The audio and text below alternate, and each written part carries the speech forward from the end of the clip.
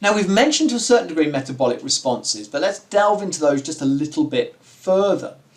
Well, one of the things we know is if we have a reduced oxygen tension and an increased potassium concentration and an increased hydrogen ion concentration, well, we can get those, and they've all been reported to cause vasodilation.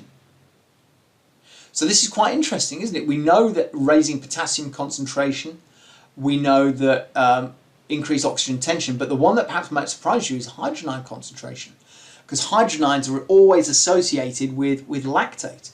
But actually, fundamentally, the evidence is quite clear.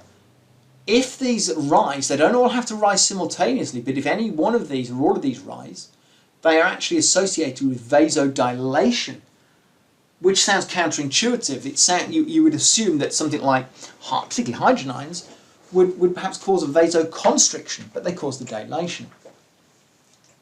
So let's kind of connect this up. Well, what we've got data showing is, look, if you have a warm-up where the intensity is too high, so I'm going to take example here, 75% VO2 max, you end up getting, not surprisingly, a metabolic acidemia.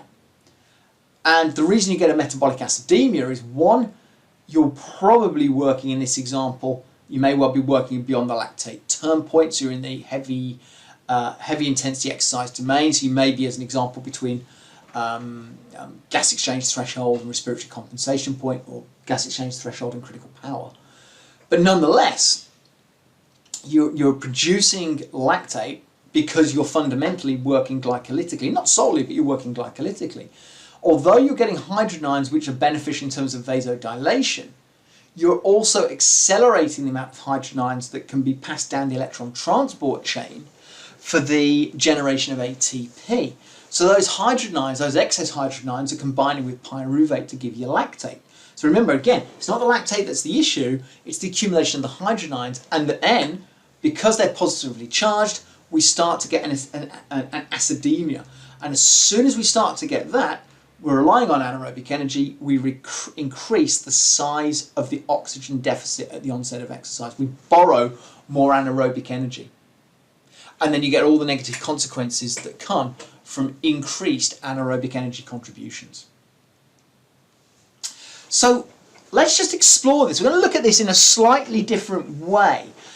And I need you to think about this in reverse in many ways. So in this example here, this is what happens when we pre-cool somebody. So what we've got here is we've reduced the core temperature rather than increasing it. And what they've put them into is a pre-cooling. It's cold water immersion, 45 minutes at 12 degrees C. So it's really quite cold.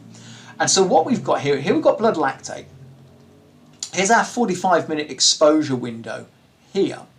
And then what they've got is they've got the pre-cooling, which are the solid circles, and then the kind of the normal temperature, which is the white circles. And what you see is when the temperature is reduced over 45 minutes, at the same time point, look at the change in the blood lactate concentration. And this is really demonstrating to us the negative consequences of not raising temperature. So not doing a warm-up is really not beneficial at all. Metabolically, you can see the adverse effect.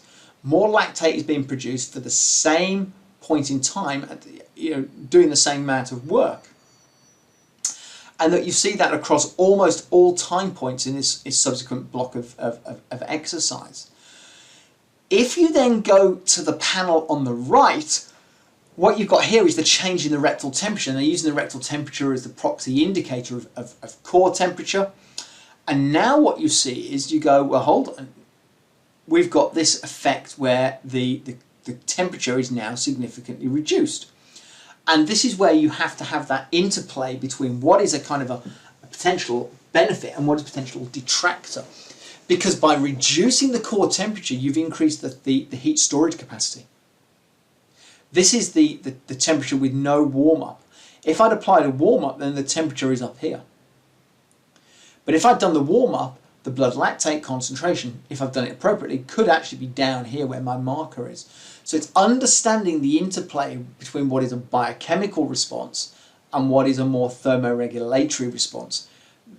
this looks counterintuitive. It's really important because although temperature has gone down, the amount of temperature and therefore heat that I can store has increased. My heat storage capacity has increased. And so this really kind of highlights that negative consequence of raising temperature, which is if you imagine this is normal temperature, sorry, this is normal temperature here and reduced temperature, that's the amount of heat storage capacity I've gained. So if I raise the temperature, then fundamentally this heat storage capacity gets smaller. Well, let's think about this a little bit more. So here we've got an association. This is between muscle temperature, and what we've got it against is the rate of anaerobic ATP supply. And it's a kind of a representation of what is going on. But what you can see is that as we start to increase the temperature, and we're kind of below standard operating temperatures down here, we're in the range of about 30 degrees, then the rate of ATP supply is relatively low. It's only as you start to accelerate the temperature that you increase that metabolic reaction. And you can see we've only gone up from about 30% to 30 degrees to 35 degrees, and you've gone from around 40% to 100% over a 5-degree range. Because again, those metabolic processes are temperature dependent, particularly the enzymatic parts of those reactions.